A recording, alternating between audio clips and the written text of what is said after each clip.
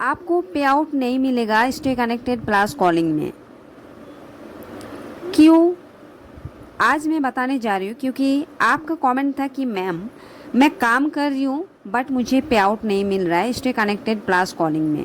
First lab, second lab, third lab, तीनों में मैं पूरा काम कर रही हूँ बट कोई भी मुझे पे आउट नहीं मिल रहा है एससी प्लस कॉल जो कर रही हूँ उसका। तो कैसे मिलेगा? आप अगर इस तरह काम कर रहे तो आपको नहीं मिलेगा, कभी भी नहीं मिलेगा। तो मैं आपको बताऊंगी कि कैसे आपको पे आउट मिलेगा, कैसे आपको काम करना है और किस तरह काम करने से आपको ज़्यादा से ज़्यादा पे आउट आप उठा सकते हैं मंथली। सो डियर, जैसे है आपका कमेंट के हिसाब से मैं क्वेश्चन के आंसर दे रही हूँ। काफ़ी सारे कमेंट आया कि स्टे कनेक्टेड प्लस में कॉल करती हूँ बट कोई भी पेमेंट नहीं मिल रहा है, कंपनी खा जा रहे हैं। ऐसा कुछ भी नहीं है, ये काम आपका है, ये पे आउट आपका है। आप अगर काम करेंगे तो आपको श्योर पे आउट मिलेगा। ठीक है, आप काम कर रहे हैं लेकिन काम करने से नहीं होता है। काम जो कर रहे हैं उसमें जो आपका कॉलिंग है वो कॉलिंग में रिचार्ज हो रहा है क्या नहीं, वो आपका अकाउंट में आता है। आप कितना भी कॉल कर लीजिए, कोई फ़ायदा नहीं है अगर कस्टमर रिचार्ज नहीं कराएंगे तो। चलिए वीडियो स्टार्ट करते हैं और मैं बताती हूँ कि क्यों नहीं आपको पे आउट मिल रहा है। इसका जो टारगेट है, सबसे पहले मैं इसका टारगेट के बारे में बात करने जा रही हूँ, स्टे कनेक्टेड प्लस कॉलिंग का। सबसे पहले इसका जो लीड्स है ये आपको पता होगा कि आपको मिलता है 1 तारीख को, 11 तारीख को और 21 तारीख को। 1 तारीख को जो लीड्स आपको दिया जा रहा है वो है 200 से लेके 300 तक। मान लीजिए किसी को 200 आ रहा है, 200 अबव, 300 अबव, ऐसा ही आपको लीड्स मिलेगा। मान लीजिए आपको 200 अबव, 200 कुछ आपको लीड्स दिया जा रहा है। 1 तारीख को आपके पास 200 लीड्स आया, तो उसमें आपको टाइम क्या देना है? आई होप आप अगर कॉल कर रहे हैं आपको पता होगा कि 200 लीड्स कंप्लीट करने के लिए आपको कितना टाइम लगेगा। 100 लीड्स आप कॉल करेंगे तो उसमें आपको 2 घंटा लग जाता है, बट 200 कॉल में आपको 4 घंटा देना होगा। ठीक है, तो 4 घंटा आप अगर फर्स्ट डे यानी 1 तारीख को जो लीड्स दिया, 1 तारीख को आप अगर 2 घंटा दे देंगे या तो 4 घंटा ही मान लीजिए फुल काम कर लिया आप। ठीक है, 4 घंटा आप दे देंगे तो इसका जो पे आउट आपको ज़्यादा मिलेगा। कैसे मिलेगा? क्योंकि उस कॉल को आप टच कर लिए।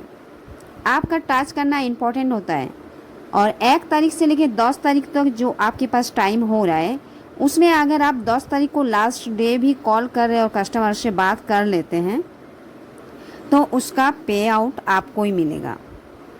40 सेकेंड बात करके अगर सबमिट कर लेते हैं और कस्टमर अगर 2 तारीख को भी रिचार्ज करा लिए और वो कॉल आप 10 तारीख को कस्टमर से बात किए, सबमिट किए, उसका पे आउट मिलेगा।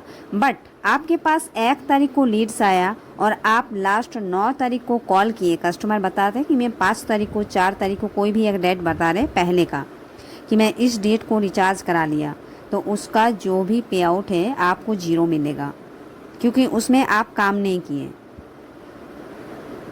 लेकिन आप अगर 1 तारीख को जो भी लीड्स आ रहे हैं उसको टच करके कोई भी ऑप्शन में रख लिए, फॉलोअप चाहे नॉट इंटरेस्ट, चाहे इंटरेस्ट में ही रख दिया आप, लेकिन आपको याद रखना है कि इंटरेस्ट में है, इसमें मैं बात नहीं किया। उस कॉल को फिर से अगर आप कॉल कर लेते हैं, फॉलोअप कर लेते हैं और कस्टमर से बात हो जाता है तो उसका पे आउट आपको मिलता है। आप लोग क्या कर रहे हैं कि 1 तारीख को जो लीड्स आ रहा है आप लास्ट में 8, 9 तारीख को या 10 तारीख को कॉल किए, कस्टमर बताते हैं मैं रिचार्ज करा लिया। आप जब कॉल करते हैं तो उस टाइम वो भी नहीं पूछते आप कि कब रिचार्ज हुआ। कोई कोई ऐसा भी जैसी है कि ये भी नहीं पूछते कि किस डेट को आप रिचार्ज कराएं। आप सोच रहे हैं कि कस्टमर रिचार्ज करा लिया फिर भी मुझे पे आउट क्यों नहीं मिला, ये डाउट आपको क्लियर करना है। ठीक है, तो आप काम करिए, ध्यान से काम करिए। काम का जो आप जो जब काम कर ही रहे तो आप उसका फ़ायदा क्यों नहीं लें? आपको काम करना है, ध्यान से काम करना है, मन लगा के काम करना है।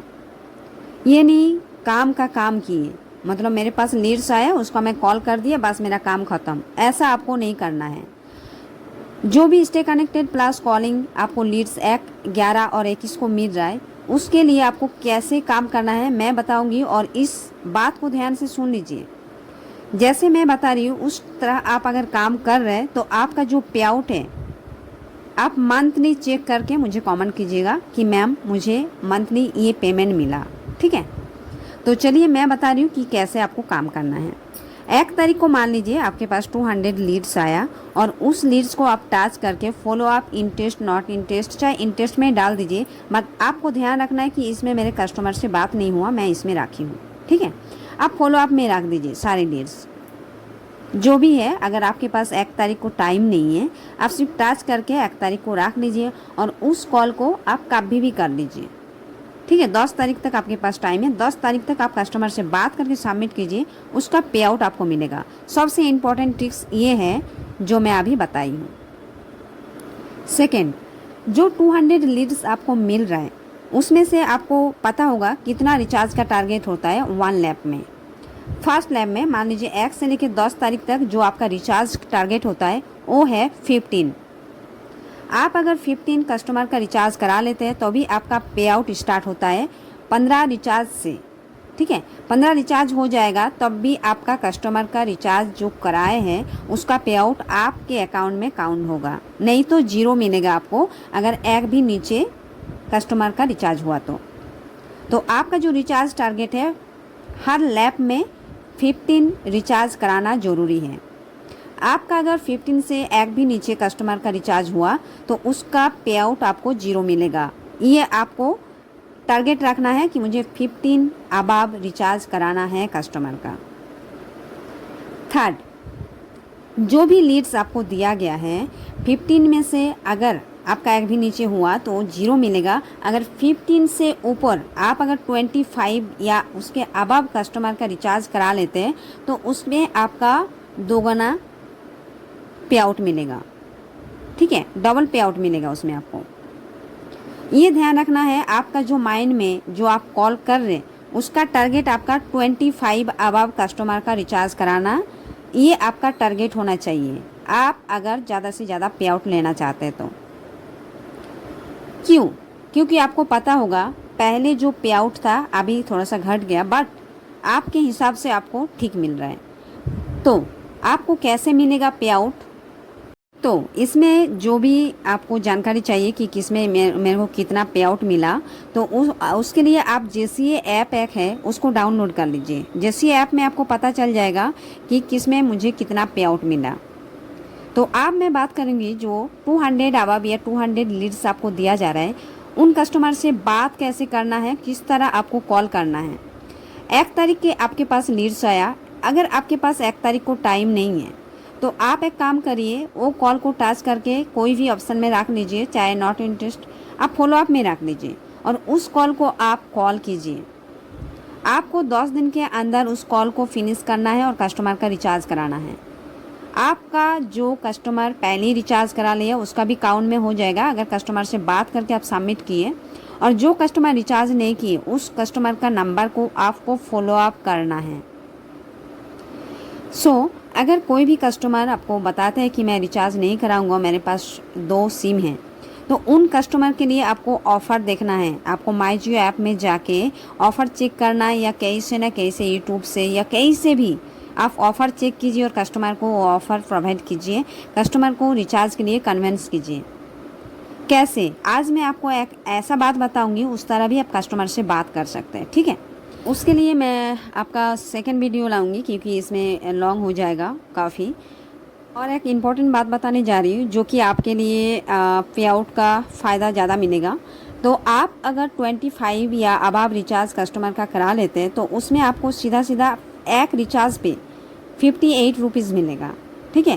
एक रिचार्ज पे आपको 58 रुपीज़ मिलेगा, तो आप काउंट कर लीजिए कि आपको कितना ज़्यादा पे आउट मिलेगा। लेकिन इसमें आपको कस्टमर को बताना है कि आपको जो रिचार्ज है वो 349 का या उसका अबव होना चाहिए, ठीक है। तो अगर कस्टमर आपका हर एक कस्टमर 349 का या उससे ज़्यादा रिचार्ज करा लेते हैं तो पर रिचार्ज पे आपको 58 रुपीज़ मिलेगा। तो आप बताइए 25 अबव आपका अगर कस्टमर रिचार्ज करा ले तो आपको पे आउट कितना मिलेगा। तो इसी तरह आपको काम करना, 1 से लेके 15 कस्टमर का रिचार्ज कराते हैं तो आपको उसमें भी फ़ायदा है, बट ज़्यादा नहीं। लेकिन आप अगर 25 अबव कस्टमर का रिचार्ज कराते तो उसमें आपको सीधा सीधा इतना ज़्यादा पे आउट मिलेगा। तो आपका मेन टारगेट है कि 25 अबव कस्टमर का मुझे रिचार्ज कराना ही है। अगर आप काम कर रहे तो आप एकदम मन लगा कि काम करिए और ध्यान से काम करिए। तो नेक्स्ट वीडियो में मिलते हैं। Thank you, thanks for watching.